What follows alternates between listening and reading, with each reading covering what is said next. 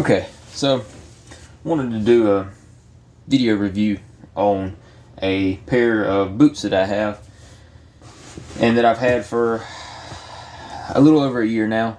And I don't normally do review videos, not a big fan of them, doing them personally. But I like these boots so much and have been so impressed by them that I felt that I should do a video on them.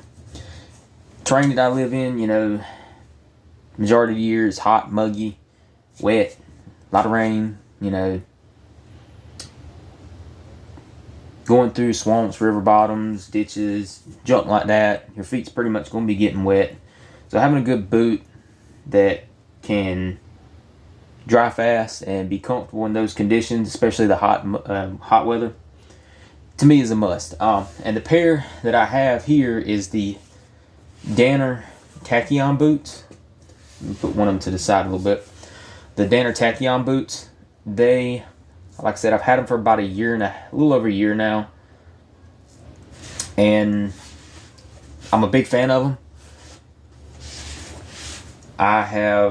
Start off with, I love Danner boots.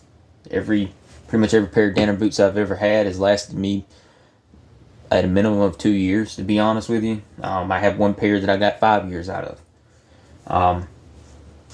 But this particular pair, like I said, is Danner Tachyon, and I want to hit on a couple key points of them. The first one is going to be the comfort.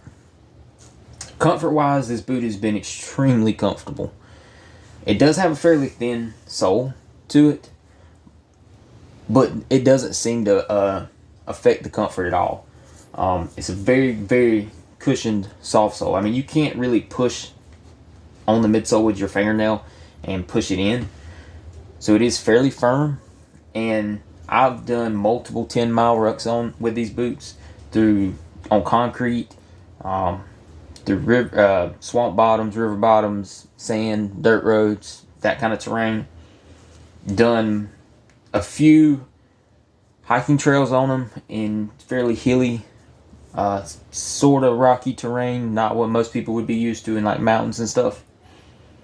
The sole, like I said, is fairly thin, but it doesn't, even after as many miles as I put on these boots, and I've probably put over 100 miles on them between rucking. I've ran quite a many miles in these boots, and just in general everyday wear. And the sole is obviously softer than it was, but it's not so soft that you can take it and bend it all the way back like on some cheaper boots.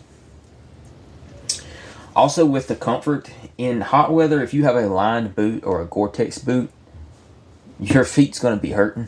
They're going to be pouring sweat, and you're just asking for issues with your feet, especially if you're out there all day or maybe 2 to 3 days. So being unlined really helps with that. I've gotten these boots soaking wet, walked in knee-deep water, and have walked these boots dry.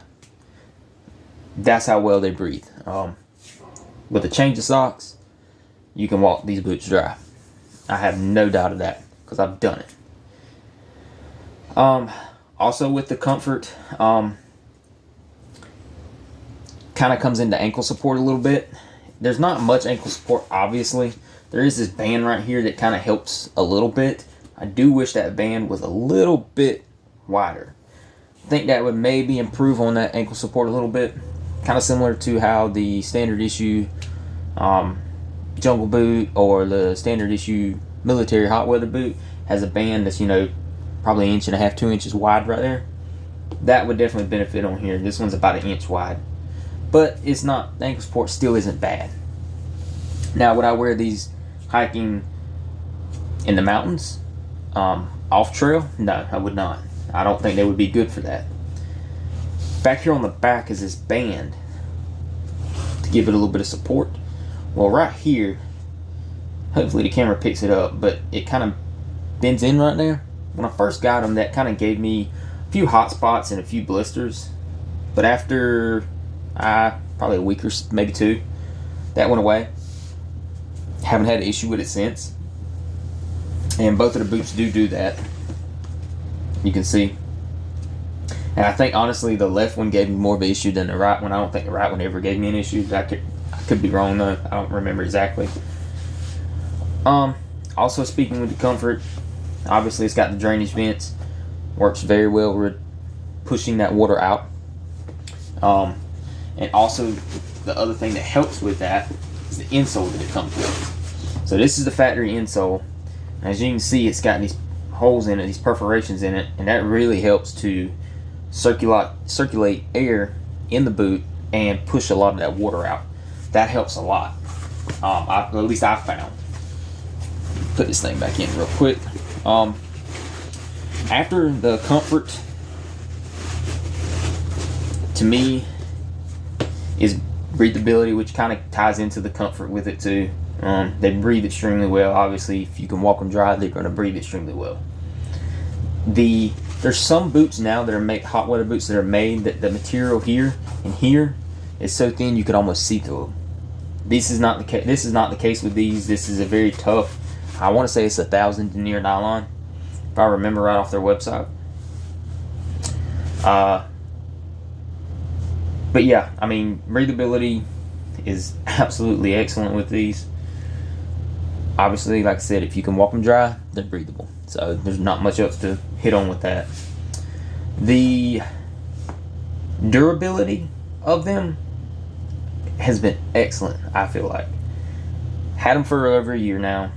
They've shown no signs of the sole coming unglued, stitching coming undone, eyelets popping loose. None of that. None of the nylon looks like it's gonna, get a hole in it or anything like that. The sole on it, when I researched these boots, a lot of people complained that it would just wear out. It was just too soft, and walking on concrete wore it out. Well, I've rucked a lot of miles on concrete with these boots, and I've had no issue. You can see the sole is still perfectly usable. In muddy, sandy terrain, had no issue. It has no issue collecting mud. It doesn't do that. It cleans the mud off them real well, and I think that has a lot to do with the fact that the lugs on them are fairly shallow. But even with the lugs being fairly shallow, it doesn't have any issue as far as traction. I have not had any issue with it. I think the only time I really had an issue with traction on it was I went hiking up a hill one time in a state park, and leaves and everything were very, very wet. It had just rained, and the traction wasn't the best, but like I said, it was going uphill, so it's not really going to be the best no matter what, really. I don't consider it the fault of the boot. Durability also wise, you can see here on the midsole that it is been fairly compressed. But even with it being compressed over time, it's still just as comfortable. I would have no issue going right now, loading up with a pack and hiking or rucking 10 miles in these boots. None whatsoever. Matter of fact, I'm doing it tomorrow.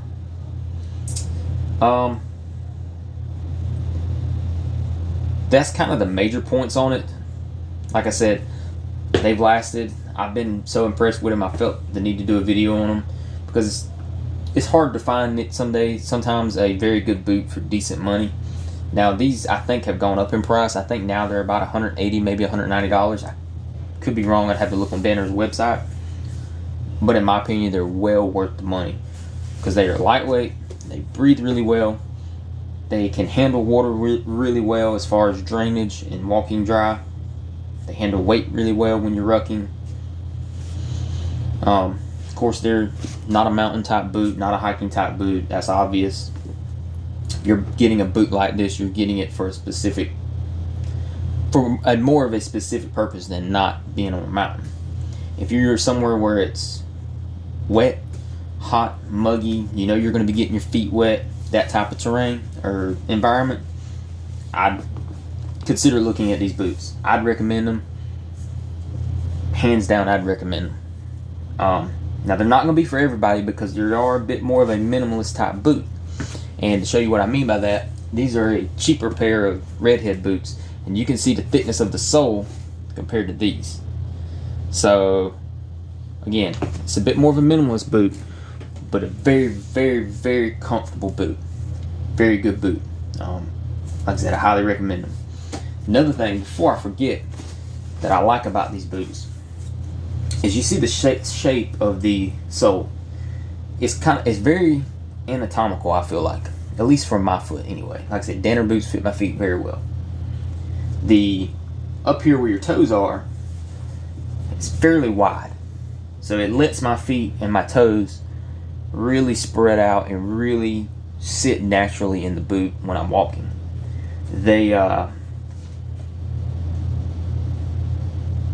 That helps for me anyway, just for my feet personally. It might not for you, so think about that. I know somebody's going to ask me about sizing. So with sizing, I normally wear a 10.5 wide in Danner boots. All my other Danner boots are 10.5 wides. This particular pair, I did this on purpose. I bought them in a 10 wide, and I'm really glad I did, because I knew they were a fairly minimalist boot, and I knew they did not have a lot of material to them. I could probably wear a 10.5 wide in these boots, but it would be a fairly loose fitting boot. I would probably end up with the whole laces almost touching, because it would be a lot looser. When I got them, they were a little bit tight initially, and I knew they would be ordering that 10 wide. But after wearing them for a week or two, getting them wet once or twice, and them drying and kind of forming to my feet, they fit my feet like a glove. Even with, if you've ever been in really hot weather, your feet's going to swell, especially after walking a lot of distance. Even in cold weather, your feet's going to swell from walking a lot of distance. I still don't have any issue with them being too tight. Even with a good, heavy, fairly thick wool sock that I'll wear a lot of times, no issue with them at all. So maybe if you order them, like I said, might want to consider maybe sizing down half a size. That would be my recommendation, and understand that it'll be a little tight fitting, but it will stretch. Other than that, not much else to say about them. I think that having a very good boot, especially for if you have to deal with a lot of a hot weather and wet weather, muggy environment like I do, is very important to have, because you got to take care of your feet, and you have to have good footwear to take care of your feet. If you have any questions about these boots, just ask me. If I missed something or something specific you want to know, just ask. I'll do my best to answer them. Like I said, I do recommend them if they meet your criteria for a boot that you're looking for. I recommend them. Other than that, I don't have much else to say about them. I may do a few more reviews on things that I have that have held up very well over time and that I've been fairly impressed with, so maybe look forward to those. If you have any questions, just ask, and I'll do my best to answer them. Other than that,